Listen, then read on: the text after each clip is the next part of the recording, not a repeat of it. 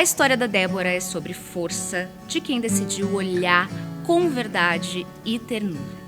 Durante toda a vida, ela carregou um desconforto silencioso e uma sensação de não fazer parte da sua família. Aos 57 anos, essa dúvida se transformou em verdade. Ela descobriu que havia sido doada e que sua mãe biológica não quis ficar com ela. Quando a Débora tentou buscar suas origens, ela percebeu que o tempo havia levado quase todas as suas respostas. A busca, que começou como curiosidade, virou um caminho profundo de autoconhecimento, também reencontro. A Débora descobriu que parte da sua história real era mais do que isso. Descobriu a si mesma. Débora, vamos falar sobre a sua história. Uma mulher muito inspiradora. Que energia boa que você tem. Gente, ela chega aqui uma plenitude, sabe? Uma paz. Mas eu fico super feliz de poder estar dividindo e trocando. Ah, muito obrigada.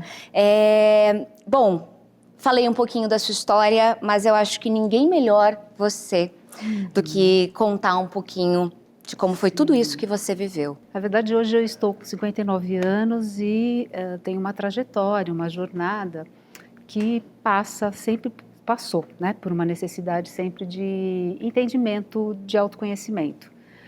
Eu venho de uma família que tinha muitos filósofos, né, e isso é uma constância, então eu acho que isso também faz parte muito da minha história.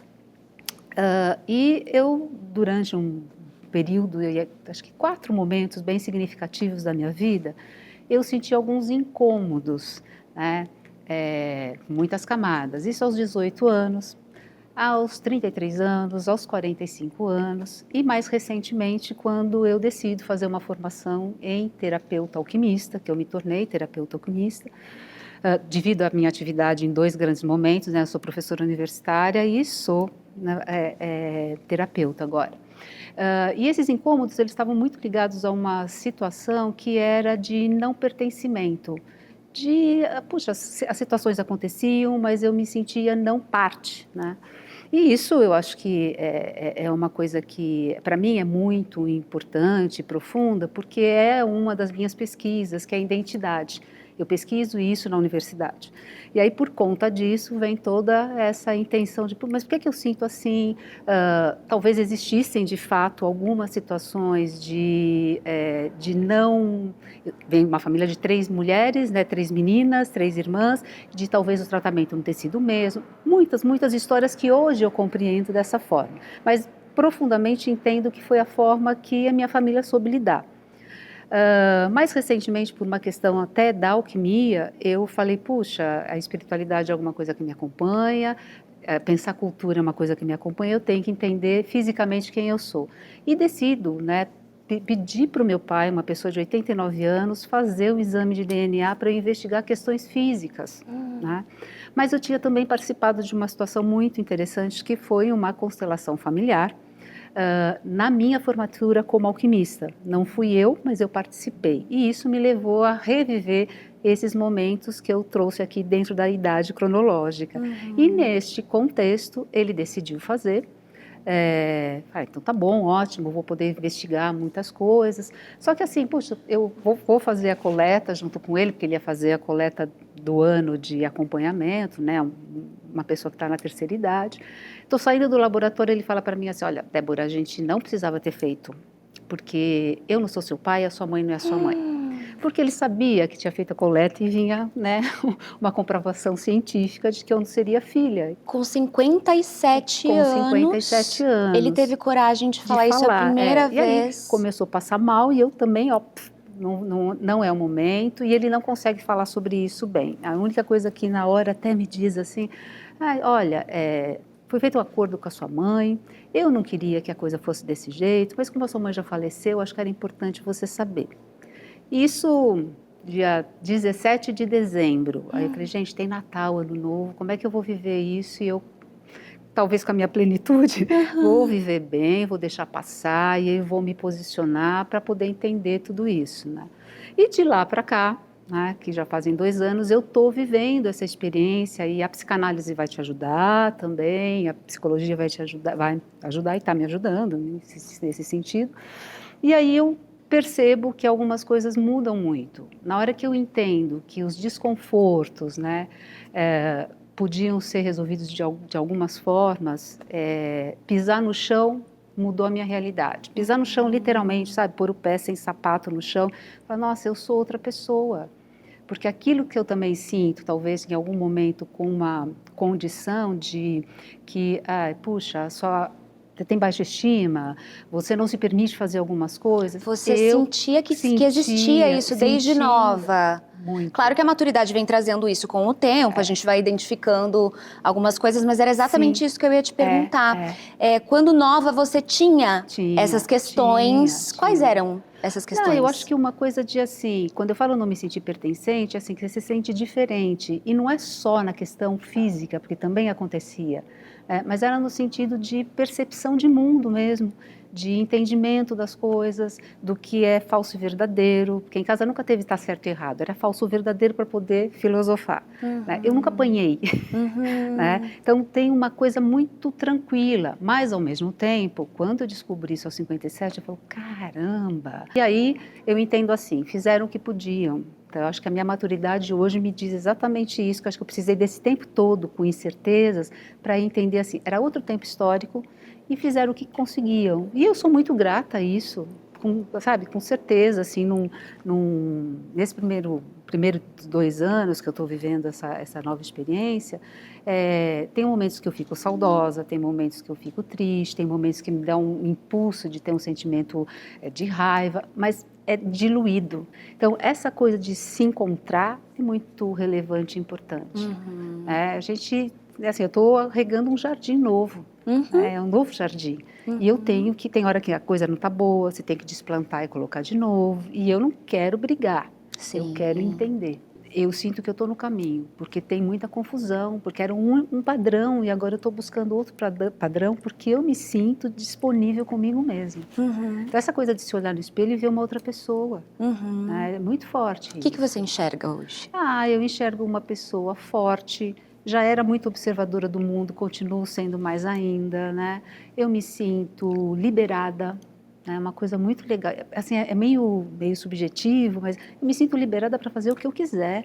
E pegando, absorvendo de elementos que para mim são bem importantes, que é da cultura, que é da educação, e que faz a gente poder, sabe, ter chances diferentes a partir do momento que você está mais inteira.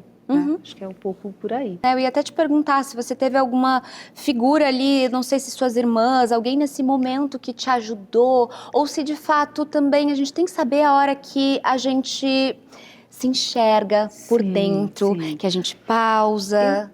Eu assim, do ponto de vista do feminino, eu acho que eu tenho uma grande ex-aluna, e que foi alguém que, assim, prontamente ao saber, porque uma das coisas que eu decidi que eu ia encontrar algumas pessoas que eu pudesse contar essa história. Pessoas que eu achei que pudessem me apoiar dentro de um contexto ali próximo, e comecei a fazer isso muito, muito assim, sutilmente. E isso foi legal também, porque eu acho que às vezes as perguntas rebatiam em coisas que eu queria de fato também perguntar para mim mesma. E aí uma aluna em específico, descubro, né, a história dela, que é também assim, inclusive uma rejeição estou usando até o termo rejeição porque é um termo que eu acho que a gente cultua numa situação pensando adoção e outras relações também, mas ela tem um pai vivo e o pai não quer nem conhecê-la. Né? Então eu fico pensando como é que é isso ao mesmo tempo, né? Porque o que pode ter acontecido para aquele pai, para aquela mãe não querer ficar com uma criança, que é o meu caso, e prontamente 2 dias depois que nasce já está na casa de outra pessoa. Né? Mas eu fico pensando nessa situação em que você sabe que seu pai trabalha ali, tá, né? E aí essa colaboração de sentidos, de sentimento aflorou. Né? E eu tenho também um grande companheiro que é o meu marido, que eu acho que é alguém bem aberto e que também acolhe isso de um jeito bacana, né? E eu tenho uma dúvida. verdade. Qual foi a parte mais bonita e emocionante de você com você mesma, depois que tudo aconteceu? Eu diria que o mais legal de tudo foi o meu reconhecimento dentro do feminino, de poder ter o tempo que eu quero para fazer tudo que eu quero fazer, né? No sentido do autocuidado, no sentido de estar com as pessoas, então, e sendo a mulher que eu gostaria, e não necessariamente alguma coisa que estava imposta, sabe? Né? E como que você, como terapeuta, sendo uma mulher que passou por tantas coisas, hoje como que você consegue não só identificar, né, mas para auxiliar outras mulheres? O fato de ouvir histórias. No processo terapêutico isso acontece naturalmente, mas eu faço uma questão assim com uma profundidade bem intensa de ouvir as histórias, porque eu acho que aí está o lugar onde a gente pode resolver no processo terapêutico mais fácil. E uma das coisas que eu tenho feito, que eu acho que é muito legal, eu destino um atendimento social por mês para mulheres que estejam num quadro como o meu. Que incrível! É uma coisa que eu já tenho feito já faz 2 anos. E aí eu gostaria que a gente pudesse ter esse atendimento para todas. E isso implica, às vezes, no financeiro, então eu me propus a destinar uma cota para também isso se dar de forma que possa fluir outras histórias. Quando você se tem depara... um projeto já, que é escrever sobre essas histórias. Que incrível! E quando você se depara com essas mulheres, o que você sente que qual é a palavra ou algo que você faz que pode ser uma virada de chave na vida delas, assim, além de escutar as histórias, claro? Eu acho que contribuir para que elas possam ser sensíveis como eu tento ser, sabe? Então a sensibilidade é uma das palavras bem intensa, intensas, né?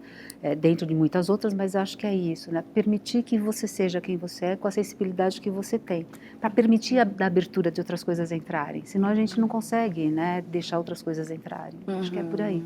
Incrível. E eu tô vendo seus pingentes. Sim. A gente estava falando ali nos bastidores. Foi. E claro que cada um tem um significado, mas a gente também pode dar o nosso significado para cada um deles, eu já fiquei nessa, né? A alquimia me permite também fazer isso. Quero saber os seus. Claro que eu pensei no primeiro ali, que foi até um direcionamento da sensibilidade para a luz, então tem um ponto de luz. A gente tem aqui uma árvore, que é a árvore da vida, que na alquimia a gente pensa o ser humano 3 substâncias e 4 elementos, né? Então, aqui tem a árvore da vida e a gente tem o símbolo do infinito, que a gente se permitir, né, transcender. Acho que é muito nesse lugar, os 3 símbolos maravilhosos. Parabéns por inspirar tantas mulheres. Eu tenho certeza que com essa sua leveza e essa sua forma de enxergar todos esses processos, que são processos, né? Com certeza você vai inspirar ainda mais mulheres e pessoas que você nem imagina. Então, obrigada de te ouvir também.